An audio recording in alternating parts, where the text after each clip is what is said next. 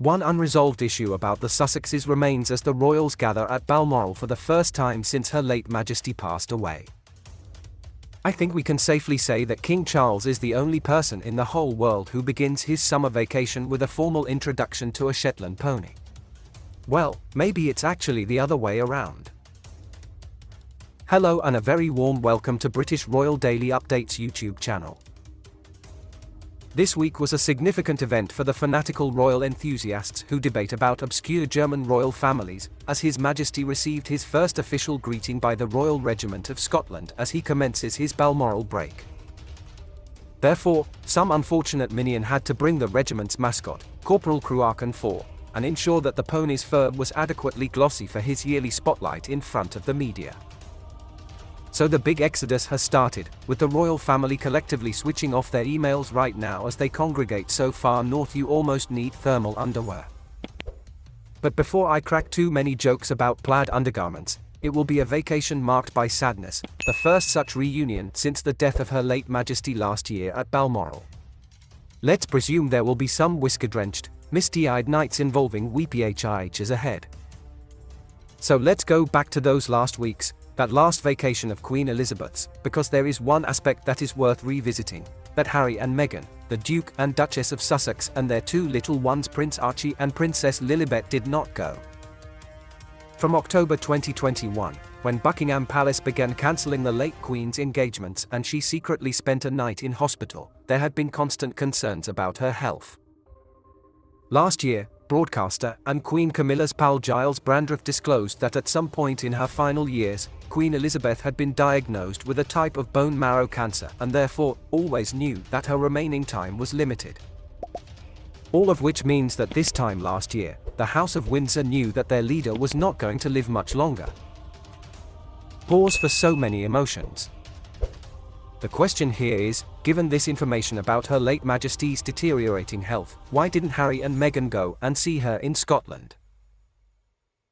The Sussexes admired the nonagenarian warrior so much that they named their daughter after her, a move that sparked controversy and legal disputes in London and raised questions about whether the late Queen had given her blessing.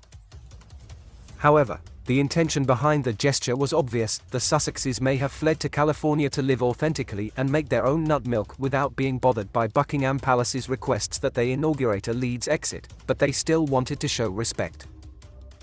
As Harry told Oprah Winfrey, "I have a deep respect for her. She's my colonel-in-chief, right? She always will be." But with all these strong feelings and respect, the puzzling thing here is, why didn't they visit Balmoral? Why didn't they take the two youngest great-grandchildren of the legendary leader to see her? After all, the Sussexes had travelled to the UK in late May, bringing Archie and Lily with them when they came back for the late Queen's Platinum Jubilee celebrations, even carrying their own high chair with them on a private jet, according to the Daily Mail's photos. So, quick international trips were feasible. Likewise, they had planned a 5-day charity tour in Europe for the summer, which meant they would be near his sick grandmother. Again, why not spend an extra day or two with her? At that time, the Mirror's royal editor Russell Myers had said that Prince Charles did indeed invite them to stay with him at Balmoral with the Queen, but so far they have declined. So they will be missing a meeting with the Queen, which is quite sad to be honest.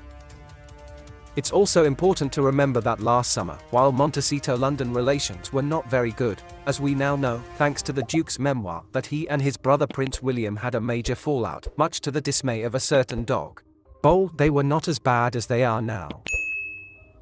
Then, the royal family and the rest of the world had no idea what kind of revelations the Duke and Duchess would unleash through 6 long hours on Netflix and via Spare.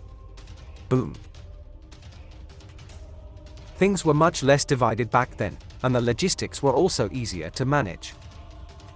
Balmoral was not a small beach house with 4 bedrooms that you rented for a stressful week of sharing bathrooms.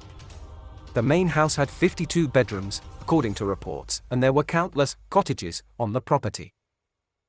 For instance, Prince Andrew, the Duke of York and the most avid fan of Love Island, was staying at Craigowne Lodge, which had only 7 bedrooms and a private elevator.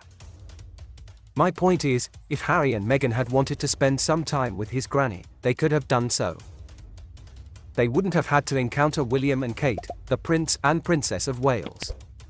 The late Queen stayed at Balmoral from August 8 until she passed away a month later, and various family members, such as the Waleses, visited for much shorter periods. Therefore, there was a way for the Sussexes and the Waleses to avoid each other. In short, the timing and the lodging situation seemed like they could have been easily arranged if the West Coast exiles had wished to visit. Also consider that even until her death, the late Queen was always hopeful that the rift with the Sussexes could be mended. Earlier this month, a close figure told Richard Kay of the Daily Mail that Her Majesty never gave up hope that there would be some sort of reconciliation and that the couple would come back to the fold one day. Even now, after all that has transpired in the last year, Harry and Meghan's open invitation to join family gatherings has not been withdrawn, according to Rebecca English, the royal editor of the Mail. However, she adds that it is definitely not likely to be accepted. This is not to imply, for a moment, that Harry was not completely loyal to his grandmother, but one thing I have never understood is why they didn't wait until after her death to sit down with Oprah, for him to write his memoir and for them to produce that multi-part feast of complaining about how awful his family had been. Spare and the global event, which always makes me chuckle, of Harry and Meghan may not have been released this time last year, but the deals had been announced earlier. According to the Telegraph, some of Her late Majesty's friends revealed that the Sussexes' constant attacks on the royal family had a negative effect on the Queen's health in her last year. One royal friend said she had lost Prince Philip, and then the relentless harassment of the royal family by a beloved grandson took its toll. The paper also said that another, reliable source, had no doubt that the Sussexes' accusations harmed the late Queen's health. An intriguing hypothetical question is, what if Harry and Meghan had visited Balmoral? Would things be different now? The Times reported earlier this year that Harry had decided to cancel Spare after the family's Jubilee trip. A source from the publishing industry who was involved with Spare told the paper the book was ready to be published, but he changed his mind after seeing his grandmother. The boss came in right after Harry's last visit to London and said he scrapped it. He doesn't want to do it. Harry obviously changed his mind again at some point, but what if the book had been abandoned? Would the relationship between Harry, Charles, and William seem so irreparably and painfully broken? The most regrettable thing about all this? By not taking what could have been their last chance to stay at Balmoral, Harry and Meghan have deprived the world of ever seeing Archie and Lily riding Shetland ponies. This is the royal family we are talking about. It always comes down to horses.